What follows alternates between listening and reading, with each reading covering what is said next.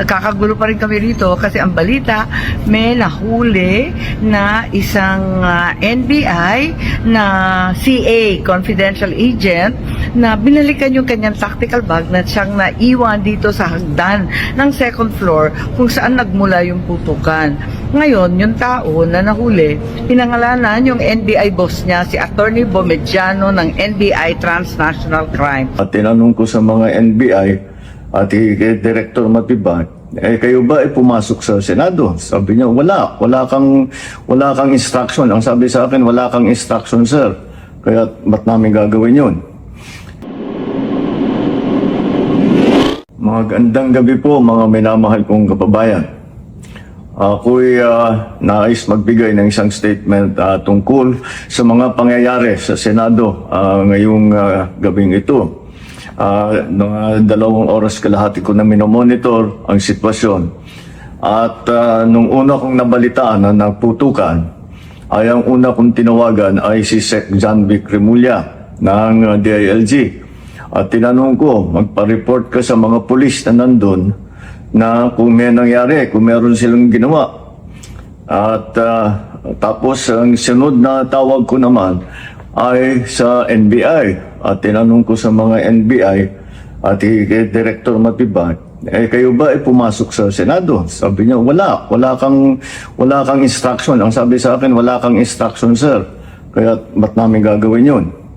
Kaya't masasabi ko sa ating mga kababayan, yung nakikita po ninyo na naka-uniforme sa loob, sa mga sa news, ang mga naka-uniforme doon, 2 klase. Yung PNP, police, na naka-duty sa Senado.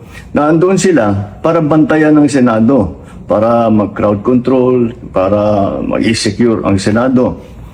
Yung isa pang may hawak na naka-uniforme ay yung Marines, may Marine Detachment na nandun talaga sa Senado, tiga dun sila.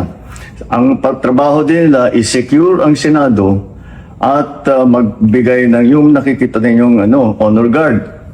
Yan lang ang sundalo o pulis na nasa loob, tiga doon ang nandun. Yung isa pang nakita ninyong grupo na kasibilyan at may hawak ng mga mahaba, mga usayon, yun naman sa Sergeant at Arms ng Senado. So lahat ng nakikita ninyong naka-uniforme o naka-armado ay nandun, ay tiga doon. Nandun sila talaga, doon sila nagjo-duty. At isa pa ay nais kong maibida sa inyong lahat, wala pong instruction kahit na kanino na hulihin si Senator Bato.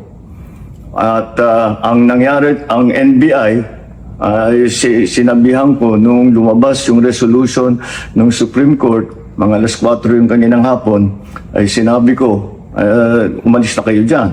Nag-comply naman sila. Kaya nung kausap ko si Director Matibag, sabi niya walang NBI doon, nandito lahat kami sa opisina.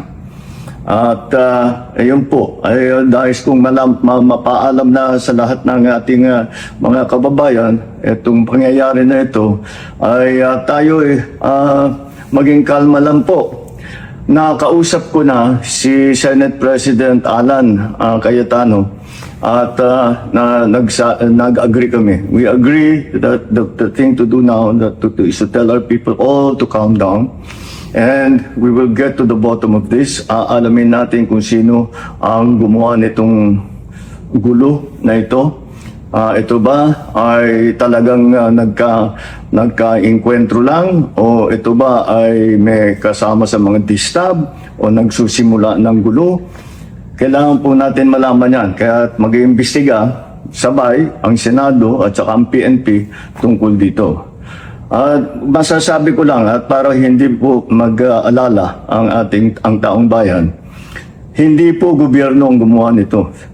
Walang pumasok na tigalabas na sundalo, na militar, na NBI sa Senado. Hindi po natin alam kung sino yun na sumubok na pumasok at saka dahil doon ay nagkaputukan. Aalamin po natin. At kinukuha po natin, kinukulikta natin ngayon lahat ng ebidensya na nandiyan. Maraming salamat po. Kalma lang po. Asahan ninyo yung gobyerno po ninyo. Hindi gagawin ito.